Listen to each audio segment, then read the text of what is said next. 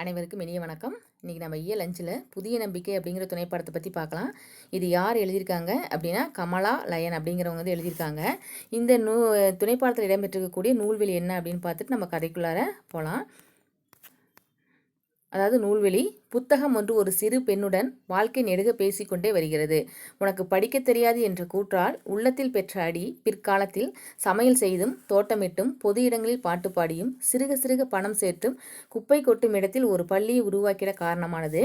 உலகெங்கும் மூலை முடுக்குகளில் உள்ள ஒடுக்கப்பட்ட கல்வி மறுக்கப்பட்ட சமூகங்களின் ஒரு குரலாக இருந்தவர் தான் அமெரிக்க கருப்பின பெண்மணி மேரி மெக்லியட் பெத்யூன் அப்படிங்கிறவங்க. இந்த மாபெரும் கல்வியாளரோட வாழ்க்கையை தான் உனக்கு படிக்க தெரியாது என்ற தலைப்பில் நூலாக படைத்துள்ளார் வந்து கமலாலயன் அப்படிங்கிறவர். இவரோட இயற்பெயர் என்ன அப்படின்னா வே குணசேகரன்.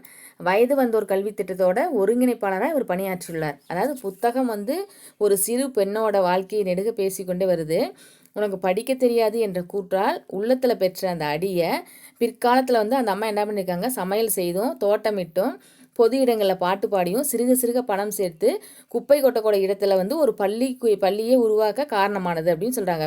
உலகெங்கும் மூளை முடுக்குகளில் இருக்கக்கூடிய ஒடுக்கப்பட்ட கல்வி மறுக்கப்பட்ட சமூகங்களோட ஒரு குரலாக இருந்தவர் தான் அமெரிக்க கருப்பின பெண்மணி மேரி மெக்லியட் பெத்யூன் அப்படிங்கிறவங்க. இந்த மாபெரும் கல்வியாளரோட வாழ்க்கை வந்து உனக்கு படிக்க தெரியாது என்ற தலைப்பில் நூலாக படைத்துள்ளவர் தான் கமலாலயன். இவரோட இயற்பெயர் என்ன அப்படின்னா குணசேகரன். இவர் வந்து எதில் வேலை செஞ்சார் அப்படின்னா வயது வந்து ஒரு கல்வி திட்டத்தில் ஒருங்கிணைப்பாளராக பணியாற்றியிருக்காரு. அதாவது முன் தோன்றிய மூத்தக்குடி கல் தோன்றி மண் தோன்றா காலத்தை வாளோடு முன் தோன்றி மூத்தக்குடி, சரிங்களா? கல் தோன்றி மண் தோன்றா காலத்தை வாளோடு முன் தோன்றிய மூத்தக்குடி கொற்கை கோமான் கொற்கையும் பெருந்துரை அப்படின்னு 500 பாடலேருந்து 188 இல்லை 2வது இது மட்டும் நம்மளுக்கு கொடுத்துருக்காங்க. தூத்துக்குடி மாவட்டத்தில் கொற்கை அப்படிங்கிறது இது கல்வெட்டில் இருக்கிறத நம்மளுக்கு எடுத்து கொடுத்துருக்காங்க. இப்போ வந்து நம்ம துணைப்பாடத்துக்குள்ளார போகலாம். அதாவது நுழையும் முன் அப்படின்னு என்ன கொடுத்துருக்காங்க அப்படின்னா வரலாற்றில் மனிதர்கள் வருகிறார்கள், சில வரலாறாகவே இருக்கிறார்கள். இவர்கள் பாதையே இல்லாத இடத்தில் தங்கள் காலடிகளால் ஒற்றையடி பாதையிட்டு அதையே பெருஞ்சாலையாக ஆக்குகிறார்கள். பலரின் பயணங்களுக்கு வழிவகுக்கிறார்கள். கல்வி அறிவற்ற சமூகத்தில் ஒற்றை சுடராக வந்து 1000 சுடர்களை ஏற்றுகிறார்கள். இவர்கள் வாழ்க்கையை அறிவது கல்வி வரலாற்றை அறிவதாகும். அதாவது வரலாற்றில் மனிதர்கள் வந்து வருகிறார்கள், சிலர் வரலாறாகவே ஆகிறாங்க. அதாவது இவர்களோட பாதையே இல்லாத இடத்துல தங்களோட காலடிகளால் ஒற்றையடி பாதையிட்டு அதையே ஒரு பெரிய சாலையாக, அதாவது பாதையே இல்லாத இடத்துல அவங்க தங்களோட கால்களால் ஒற்றையடி பாதையாக்குறாங்க. அப்புறம் அதையே ஒரு பெரிய சாலையாக்குறாங்க. அதாவது பலரோட பயணங்களுக்கும் வழிவகுக்கிறார்கள் அப்படின்னு சொன்னாங்க. கல்வி அறிவற்ற இந்த சமூகத்தில் ஒற்றை சுடராக வந்து 1000 சுடர்களை ஏற்றுகிறார்கள். அதாவது ஒரே ஒரு விளக்காத்திரியாக வந்து 1000 விளக்கு எரி வைக்கிற மாதிரி, சரி, ஒற்றை சுடராக வந்து 1000 சுடர்களை ஏற்றுகிறார்கள். இவர்கள் வாழ்க்கையை அறிவது கல்வி வரலாற்றை அறிவதாகும். அவங்களோட வாழ்க்கையை பற்றி நம்ம தெரிஞ்சுக்கிறது கல்வி வரலாற்றை வந்து நம்ம தெரிஞ்சுக்கிறது போன்றதாகவும் சொல்கிறாங்க. அதாவது இந்த மேரி ஜேன் அப்படிங்கிறத பற்றி இவரோட கதையை பற்றி சொல்லிட்டு இருக்காங்க. அதாவது ஒவ்வொரு நாளும் காலை 5 மணி அவர்கள் விழித்து எழும் நேரம். அவர்களுக்கு பகல் முழுவதும் பருத்தி காட்டில் வேலைகள் இருந்தன. ஒரு நாளில் ஒரே ஒரு நிமிடத்தை கூட வீணாக்கி விடக்கூடாது என்று நினைக்கும் குடும்பம். பருத்தி காட்டில் இருந்து பகலில் அம்மா பாட்சி, இந்த பேர்லாம் நல்லா ஞாபகத்தை வச்சுக்கோங்க. இந்த பாட்சி மட்டும் வீட்டிற்கு திரும்புவாள். தனது குடும்பத்தினருக்கு உணவு சமைக்க உணவு தயாரானதும் பசியார வாங்க செல்லங்களே அப்படின்னு ஓங்கி கூப்பிடுவார். வீட்டு வாசலிலிருந்து ஒவ்வொரு வயதிலிருந்தும் ஒவ்வொரு உயரமுமாக இருந்த அந்த குடும்பத்தார் வயல்வெளியிலிருந்து வியர்வை சொட்ட சொட்ட வீட்டினுள் நுழைவார். ஓ மேரி, மெதுவா மெதுவா. மற்றவர்களை முந்திக்கொண்டு அவள் வீட்டு வாசலை தொட்டுவிட்டாள். மேரியின் தந்தை சாம் சிரித்து கொண்டார். தனது பிள்ளைகளின் மேரி ஜேன் மிகவும் வித்தியாசமான பெண்ணாக இருக்கிறாள் என்பதை பற்றி அவர் எண்ணிக்கொண்டார். அந்த குடும்பம் உணவு உண்டு முடித்ததும் மறுபடியும் வயலுக்கு திரும்பியது. மேரி தனது வேலையை முடித்துவிட்டு பாட்டியிடம் ஓடினாள். அவளுக்கு மாலை பொழுதில் மிக மகிழ்ச்சி நிறைந்தது இந்த நேரம்தான். அவர்கள் அனைவரும் ஒன்றாக சேர்ந்து பாடுவதும் பிரார்த்தனை செய்வதும் இந்த நேரத்தில்தான். மேரியின் மென்குரல் சூரிய வெப்பத்தை ஊடறுக்கும் குளிர் நீரோடையைப் போல சன்னமாக ஒலிக்கும். அவள் தானே பேசிக்கொள்வாள். பருத்தி செடி வளர்வதற்கு ஏன் இவ்வளவு காலம் எடுத்துக்கொள்கிறது? பருத்தி செடிகளை அவள் மிகவும் கவனமாக பார்த்து கொண்டிருப்பதற்கு இன்னொரு காரணமும் உண்டு.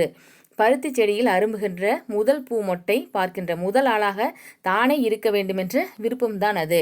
முதல் பூவை மேரி பார்த்துவிட்டால் ஒரு கணம் திகைத்தாள். ஹேய், முதல் பூ இதோ, முதல் பூ இங்கே இங்கே எங்கே எங்கேன்னு சொல்லி நான் தான் முதலில் பார்த்தேன், நான் தான் என்று கத்தினாள். எல்லோரும் அதில் முதல் பூவை பார்க்க ஒடியாராங்க. சரி, அதாவது ஒவ்வொரு நாளும் காலையில் 5 மணிக்கு அவங்க எந்திரிக்கக்கூடிய நேரம். அந்த பகல் முழுவதுமே என்ன செய்வாங்க, அந்த பருத்தி காட்டில் தான் வேலை செஞ்சிட்ருப்பாங்க. அதாவது ஒரு நாளில் ஒரே ஒரு நிமிஷத்தை கூட அவங்க வீணாக்க மாட்டாங்க. பருத்தி காட்டிலிருந்து பகலில் அவங்க அம்மா பட்சி மட்டும்தான் வீட்டிற்கு வருவாங்க. அதாவது குடும்பத்தினருக்கு எதுக்காக வராங்க வீட்டுக்கு அப்படின்னா, குடும்பத்தினருக்கு உணவு சமைப்பதற்காக. உணவு தயாரானதை என்ன பண்ணுவாங்க, பசியார வாங்க செல்லங்களே அப்படின்னு சொல்லி சத்தம் போட்டோன்னே அந்த ஒவ்வொரு வயதில் இருக்கக்கூடிய ஒவ்வொரு உயரமுள்ள அந்த குடும்பத்தினர் வயல்வெளியிலிருந்து வேர்வை சொட்ட சொட்ட வீட்டுக்குள்ளார நுழைவாங்க. மேரி மெதுவாக மெதுவாக அப்படின்னு சொல்லி அவங்க அம்மா சொல்கிறாங்க. வீட்டு வாசலை தொட்டதும் மேரி தன்னோட தந்தையை சிரிக்கிறாரு. ஏன்னா தனது பிள்ளைகளில் மேரி ரொம்ப மிகவும் வித்தியாசமான பெண்ணாக இருப்பாள் என்பதை பற்றி அவர் எண்ணிக்கொண்டார். அதாவது அந்த குடும்பம் உணவு உண்டு முடித்து மறுபடியும் என்ன பண்ணுவாங்கன்னா வயலுக்கு திரும்பி போயிடுவாங்க. மேரி தனது வேலையை முடித்து விட்டு பாட்டியில் ஓடிடுவான். அவளுக்கு அந்த மாலை பொழுது தான் ரொம்ப மகிழ்ச்சி நிறைந்த நேரமாக இருக்கும். அவர்கள் அனைவரும் எல்லாம் ஏன்னா ஒன்றா சேர்ந்து பாட்டு பாடுவதும் பிரார்த்தனை செய்வதும் அந்த நேரத்தில் தான். மேரியோட குரல் ரொம்ப மென்மையாகவும் சூரிய வெப்பத்தை ஊடறுக்கக்கூடிய குளிர் நீரோடையை போல சன்னமாக ஒலிக்கும். அவள் தானே பேசிக்கொள்வாள். பருத்தி செடி வளர்வதற்கு ஏன் இவ்வளோ காலம் எடுத்துக்குது அப்படின்னு சொல்லி அவள் நினச்சிக்கிட்டு இருப்பாள். அதாவது பருத்தி செடிகளே அவள் மிகவும் ரொம்ப கவனமாக பார்த்துக்கிட்டு இருப்பாள். அதுக்கு என்ன காரணம்னா, அந்த பூ நம்ம தான் முதலாளாக பார்க்கணும் அப்படிங்கிற ஒரு விருப்பம் தான் அவளுக்கு. முதல் பூவை உடனே மேரி பார்த்துட்டா. ஒரு கணம் உடனே திகைக்கிறா. முதல் பூ அப்படின்னு சத்தம் போட்டோன்னே மற்றவங்க எல்லாரும் எங்கேன்னு கேட்குறாங்க. நான் தான் முதலில் பார்த்தேன், நான் தான் என்று கத்தினால் எல்லோரும் அந்த முதல் பூவை பார்க்க என்ன பண்ணுறாங்க அப்படின்னா ஓடி வர்றாங்க. அவர்களுக்கு தெரியும், இனி 3 வாரங்களில் பருத்தி பூக்கள் செந்நிறத்தானால் வயல்கள் பூரா சிவப்பாகிவிடும். அடுத்த 6 வாரங்களில் புது பருத்தி நிறைந்துவிடும் அப்படின்னு. எல்லாரும் இந்த பூவை பார்க்குறதுக்கு ஆர்வமாக ஒடியாராங்க. அவங்க எல்லாத்துக்கும் தெரியும், இனி 3 வாரத்தில் அந்த பருத்தி பூக்களோட செந்நிறத்தால் வயல் பூராவும் ரொம்ப சிவப்பு நிறமாக இருக்கும். அடுத்த 6 வாரங்களில் புது பருத்தி நிறைஞ்சிரும் அப்படிங்கிறது அவங்களுக்கு. ஏன்னா அடுத்தடுத்து அவங்க அதை தானே போட்டுட்ருக்காங்க, அதனால் அவங்களுக்கு அதை பற்றி தெரியும்னு சொல்கிறாங்க. மேரி இந்த கோடைக்கால இரவுகளை மிகவும் விரும்பினாள். தெளிந்த நிர்மலமான வானம், பருத்தி பூக்களை பார்த்து கண் சிமிட்டும் நட்சத்திரங்கள், இவற்றை பார்த்தவாறே சும்மா இலக்கற்று சிந்தித்தபடி இருப்பது அவளுக்கு பிடித்தமானதாக இருந்தது. அடுத்த நாள் காலை உணவு முடிந்தது. மேரி அம்மா பட்சி அதாவது மேரியோட அம்மா பாட்சி துவைக்க தேய்த்த துணிகளை நிரம்பிய கனத்த கூடையை தலையில் தூக்கி கொண்டார். மேரியும் அம்மாவுடன் ஒட்டி கொண்டாள். புழுதி படிந்த சாலையில் வெள்ளை முதலாளிகளின் வீடுகளை நோக்கி இருவரும் நடந்தனர். அந்த மாளிகை வீடு பெண் வில்சனுடையது. பாட்சியும் மேரியும் பின்கதவு பக்கமாக சென்றனர். கரிப்பின மனிதர்களுக்கு முன்புற வாசலில் அனுமதி கிடையாது. கதவு திறக்கப்பட்டது. பாட்சி வீட்டினுள் சென்று விட்டார். மேரி வெளியிலே இருந்தாள். அதாவது மேரி இருந்த அந்த கோடைக்கால இரவுகளில் ரொம்ப விருப்பப்பட்டு பார்க்குறா. அதாவது அந்த வானம் எப்படி இருக்கும், ரொம்ப நிர்மலமானதாக இருக்கும். அந்த பருத்தி பூக்களை பார்க்க கண் சிமிட்டக்கூடிய நட்சத்திரங்கள் இவற்றை பார்த்தவரை சும்மா எந்த லட்சியமே இல்லாமல் சிந்தித்தபடி இருந்தது. அவளுக்கு ரொம்ப பிடிச்சமாக இருந்தது. அடுத்த நாள் காலையில் உணவு முடிஞ்சதுக்கப்புறமா மேரியோட அம்மா பாட்சி என்ன பண்ணுறாங்க அப்படின்னா, துவைத்து தேய்த்த துணிகள் நிரம்பிய கனத்த கூடையை, அதாவது துணி துவைச்சி காய வச்சு தேய்ச்ச அயன் பண்ணுறாங்க பார்த்தீங்கன்னா, அந்த கூடையை தலையில் தூக்கிக்கிறாங்க. மேரி அவங்க அம்மா கூட ஒட்டிக்கிறா. புழுதி படிந்த அந்த சாலையில் வெள்ளை முதலாளிகள் வீடுகளை நோக்கி இருவரும் போகிறாங்க. அந்த மாளிகை வீடு பெண் வில்சனுடையது. பாட்சியும் மேரியும் பின்கதவு பக்கமாக அந்த வீட்டுக்கு போகிறாங்க. கரிப்பின மனிதர்களுக்கு முன்புற வாசலில் அனுமதி, ஏன்னா தாழ்த்தப்பட்ட மக்களுக்கு முன்கதவு பக்கமாக இடம் இல்லை அப்படின்னு சொல்கிறாங்க. கதவு திறக்கப்பட்டது. பாட்சி மட்டும் என்ன பண்ணாங்க அப்படின்னா வீட்டுக்குள்ளே போகிறாங்க. மேரி வெளியிலேயே நின்றுட்டுருக்கா. அப்போ சற்று தூரத்தில் மற்றொரு சிறிய வீடு இருந்ததை மேரி கண்டால். அது வெள்ளை குழந்தைகள் சும்மா ஓடி விளையாடுவதற்கென்று கட்டப்பட்ட ஒன்று. ஹலோ மேரி, உள்ளே வர விரும்புகிறாயா? ஒரு வெள்ளை சிறுமி கேட்டாள். மேரி தயங்கினாள். தயக்கத்தால் ஆவல் வென்றபோது அவள் மெதுவாக வீட்டினுள் நுழைந்திருந்தாள். அங்கிருந்த அழகுமிக்க விளையாட்டு பொருட்களை எல்லாம் ஆச்சரியத்துடன் பார்த்தாள். எங்களோடு சேர்ந்து விளையாட விரும்புகிறாயா? ஆமாம், மேரி பதில் சொன்னாள். அதாவது சற்று தூரத்தில் மற்றொரு சின்ன வீடு மாதிரி இருக்கிறத மேரி பார்க்குறா. அந்த வெள்ளை குழந்தைகள் வந்து சும்மா ஓடி விளையாடுவதற்கென்றே கட்டப்பட்டது தான் அந்த வீடு. ஹலோ மேரி, நீ வந்து ஊட்டிக்குள்ள வரத்து விரும்புறியான்னு சொல்லி கேட்குறா. அந்த ஒரு வெள்ளை சிறுமி வந்து கேட்டோன்னே மேரி வந்து தயங்குறா. இருந்தாலும் தயக்கத்தையும் தாண்டி அவளுக்கு ஒரு ஆவல் இருக்கு, நம்ம அதை போகணுன்னு. உடனே அவள் மெதுவாக வீட்டுக்குள்ளார போனோடனே அங்கே இருக்கக்கூடிய அழகு மிகுந்த விளையாட்டு பொருட்களை எல்லாம் ஆச்சரியத்தோடு பார்க்குறா. உடனே அந்த வெள்ளைக்கார பொண்ணு கேட்குது, எங்களோட நீ சேர்ந்து விளையாட விரும்புகிறாயா அப்படின்னு. ஆமாம் மேரி அப்படின்னு சொல்லி பதில் சொல்கிறா. அடுத்தது, வீட்டினுள் விளையாடியபடி சுற்றி வந்தபோது ஓரத்தில் கிடந்த சிறிய மேஜையும் அதன் மீதிருந்த ஒரு பொருளும் மேரியின் கவனத்தை ஈர்த்தன. அந்த பொருள் பைண்டிங் செய்யப்பட்ட ஒரு புத்தகம். மேலட்டை ஓவியத்தையும் அச்சிடப்பட்ட புத்தக தலைப்பையும் பார்த்து ஆர்வமுற்ற மேரி அதை தன் கையில் எடுத்துக்கொண்டாள். அதை புரட்ட துவங்கிய போது வில்சனின் 2 பெண் குழந்தைகளுள் சிறுமியாக இருந்தவள், புத்தகத்தை என்னிடம் கொடு, நீ இதை எடுக்கக்கூடாது, உன்னால் படிக்க முடியாது என்று மேரியிடமிருந்து புத்தகத்தை வெடுக்கென்று பிடுங்கிக் கொண்டாள். முதலில் மேரிக்கு ஒன்றும் புரியவில்லை. பிறகு சும்மா அதை பார்த்துவிட்டு, தருகிறேன், நான் ஒன்றும் அதை சேதப்படுத்தி விட மாட்டேன், பத்திரமாக வைத்திருப்பேன். எனக்கு அது எப்படி தெரியும்? புத்தகங்கள் படிக்க முடியாதவர்களுக்காக இல்லை, தெரிந்துகொள். பத்திரமாக வைத்திருப்பேன் அப்படின்னு சொல்கிறா மேரி. முடியாது. அப்படியானால் உன்னால் அதை படிக்க முடியுமா? உடனே மேரி கேட்டாள். நிச்சயமாக நான் படிக்க முடியும். விளையாட்டு சாமான்களையும் என்னிடம் கொடு என்று சொல்லிக்கொண்டே அந்த சிறுமி விளையாட்டு சாமான்களை மேரியிடமிருந்து பிடுங்கினாள். மேரி மனம் துவண்டால். நட்புணர்வு அற்ற அந்த இடத்திலிருந்து உடனே வெளியேறினாள். கண்ணீர் பொங்கியது. வெளியே தெளிவாய் ஒளிந்து கொண்டிருந்த காலை வெளிச்சம் அவளுக்கு ஆதரவாக இருந்தது. அவள் அப்படி என்ன பெரிய தவறை செய்து விட்டாள் அப்படின்னு சொல்லி கேட்குறாங்க. அதாவது வீட்டுக்குள்ளே விளையாடிபடி சுற்றி வந்தபோது ஒரு ஓரத்தில் கிடந்த ஒரு சிறிய மேஜையும் அந்த மேஜை மீது இருந்த ஒரு பொருள் என்ன அப்படின்னா மேரியோட கவனத்தை வந்து ரொம்ப ஈர்த்துச்சு. அந்த பொருள் என்ன அப்படின்னா பைண்டிங் செய்யப்பட்ட ஒரு புத்தகமாக இருந்துச்சு. மேலட்டை ஓவியத்தை வந்து அச்சிட்டு அந்த புத்தக தலைப்பையும் பார்த்தோன்னே ரொம்ப ஆர்வமாக மேரி வந்து தன் கைகளில் வந்து அந்த புத்தகத்தை எடுக்கிறா. அதை புரட்ட துவங்கிய போது வில்சனோட 2 பெண் குழந்தைங்களில் சின்ன பொண்ணாக இருக்கக்கூடிய வந்து என்ன விட அந்த புத்தகத்தை வந்து என்கிட்ட கொடு, நீ வந்து இதை எடுக்கக்கூடாது, உன்னால் இந்த புத்தகத்தை படிக்க முடியாது என்று மேரியிடமிருந்து அந்த புத்தகத்தை வெடுக்குன்னு பிடுங்குறா. முதல்ல மேரிக்கு வந்து ஒன்றுமே புரியல. சும்மா அதை பார்த்து விட்டு தருகிறேன், நான் ஒன்றும் அதை சேதப்படுத்தி விட மாட்டேன், பத்திரமாக வைத்திருப்பேன் அப்படின்னு சொல்லி அந்த வெள்ளைக்கார பொண்ணுக்கிட்ட சொல்கிறா. ஆனால் எனக்கு எப்படி தெரியும் நீ பத்திரமா வச்சிருப்பேன்னு சொல்லி கொடுக்க மாட்டேங்கிறா. படிக்க முடியாதவர்களுக்காக இல்லை, தெரிந்துகொள், பத்திரமாக வைத்திருப்பேன், முடியாதுன்னு சொல்லி அந்த புத்தகத்தை வாங்கிக்கிறா. அப்படியானால் உன்னால் அதை படிக்க முடியுமா அப்படின்னு சொல்லி மேரிக்கிட்ட வந்து அவள் கேட்குறா. நிச்சயமாக நான் படிக்க முடியும், விளையாட்டு சாமான்களையும் என்னிடம் கொடு என்று சொல்லிக்கொண்டே அந்த சிறுமி வந்து என்ன பண்ணா விளையாட்டு சாமான்களையும் மேரியிடமிருந்து பிடுங்கிக்கிறா. அதாவது மேரி வந்து ரொம்ப மனசு வருத்தப்பட்டு உடனே அந்த வீட்டை விட்டு வெளியேறா. கண்ணீர் பொங்கியது. வெளியில் வந்து எப்படி இருந்தால் தெளிவாக ஒளிந்து கொண்டிருந்த அந்த காலை வெளிச்சம் அவளுக்கு வந்து ரொம்ப ஆதரவாக இருந்துச்சு. அவள் அப்படி என்ன பெரிய தவறை செய்து விட்டாள்? அதாவது ஒரு புத்தகத்தை தொட்டிருந்தால் அவ்வளவுதானே, அதற்கு போய் இப்படியா வெடுக்கென்று பிடுங்கி விட்டாளே. மேரி மனம் கசந்தால். அந்த நாள் முழுவதும் இனி அவள் துயரம் மேலிட்டு இருக்கப் போகிறாள்.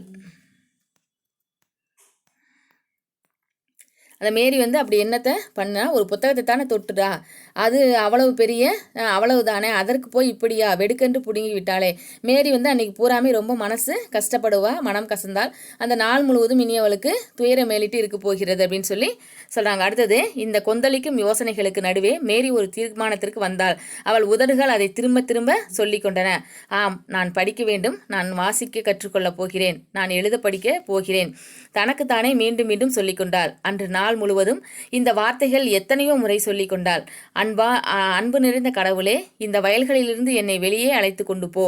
நான் பள்ளிக்கூடத்திற்கு போக வேண்டும், நான் வாசிக்க கற்றுக்கொள்ள வேண்டும், இது எப்படியாகினும் நடக்க வேண்டும். அது உணவுக்கான நேரம். குடும்பம் பருத்தி காட்டை விட்டு கிளம்பியது. மேரி தனது தந்தையுடன் சேர்ந்து கொள்வதற்கு ஓடி சென்றால். நான் பள்ளிக்கூடத்துக்கு போக வேண்டும், முடியுமாப்பா? அடடே மேரி செல்லம், இங்கே நமக்கென்று பள்ளிக்கூடமே கிடையாதம்மா. அப்பாவின் குரல் வருத்தத்தில் தளர்ந்து ஒலித்தது. நான் படிக்கணும் அப்பா, எழுத படிக்க தெரிந்து கொள்ளணும்னு விரும்புகிறேன். சாம் மெக்லியட் பதில் எதுவும் கூறவில்லை. விரைவில் பருத்தி எடுப்பதற்கான காலமும் வந்தது. இந்த ஆண்டு பருத்தி நல்ல விளைச்சல், நல்ல விலையும் கிடைத்தது. ஈடுபாடு வரவில்லை. காரணம், அவள் ஒரே ஒரு விஷயத்தை மட்டுமே தீர்மானமாக யோசித்து கொண்டிருந்ததுதான். எப்படி எப்போது நான் வாசிக்க கற்றுக்கொள்ளப் போகிறேன் என்று.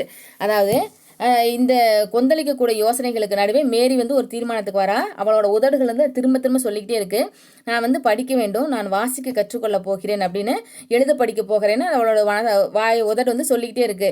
தனக்குத்தானே மீண்டும் மீண்டும் சொல்லிக்கிட்டே இருக்கா அதை பற்றி. அன்று நாள் முழுவதும் இதே வார்த்தைகள் எத்தனையோ முறை வந்து சொல்லிக்கிட்டே இருக்கா. நான் படிக்க தெரியணும், வாசிக்க கற்றுக்கணும் அப்படிங்கிறத சொல்லிக்கிட்டே இருக்கிறான்.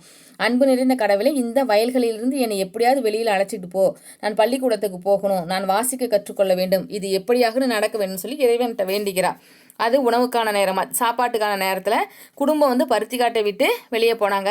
மேரி மட்டும் என்ன பண்ணுற, தன்னோட அப்பா கிட்ட போகிறா, தந்தையோட சேர்ந்து ஒட்டிக்கொள்கிறா. நான் பள்ளிக்கூடத்துக்கு போகணும் அப்படின்னு சொன்னோன்னே, மேரி செல்லமே இங்கே வந்து நமக்குன்னு, அதாவது கருப்பு இனத்திற்காரர்களுக்கு வந்து பள்ளிக்கூடமே இல்லை அப்படின்னு சொல்லி அவங்க அப்பா ரொம்ப வருத்தத்தால் சொல்கிறாரு. நான் படிக்கணும் அப்பா, எழுத படிக்க தெரிந்து கொள்ளணும் அப்படின்னு நான் விரும்புகிறேன் அப்படின்னு சொல்லி மெக்லியோட் அப்படிங்கிற பதில் எதுவுமே அவர் சொல்லலை. ஏன்னா அவங்களுக்குன்னு தனியாக ஒரு பள்ளிக்கூடம் எதுவும் இல்லாதனால அவரால் பதில் எதுவும் பேச முடியல. அது ஆனால் விரைவில் பருத்தி எடுப்பதற்கான காலம் வந்துச்சு. இந்த ஆண்டு பருத்தி வந்து நல்ல விளைச்சலும் கிடச்சிது. ஆனால் மேரி ஜேனுக்கு வந்து இந்த முறை அவற்றில் வந்து ஈடுபாடே வரல. காரணம் என்னென்னா, அவள் ஒரே ஒரு விஷயத்தை பற்றி மட்டும் தீவிரமாக யோசித்து கொண்டு இருந்தது தான். எப்போது நான் வந்து வாசிக்க கற்றுக்கொள்ள போகிறேன் அப்படிங்கிறது மட்டுமே அவளோட மனசில் இருந்துச்சு அப்படின்னு சொல்கிறாங்க. ஆனால் அங்கே வந்து எந்த ஒரு பள்ளியும் கிடையாது. இப்போ அடுத்த வீடியோவில் பார்க்கலாம்.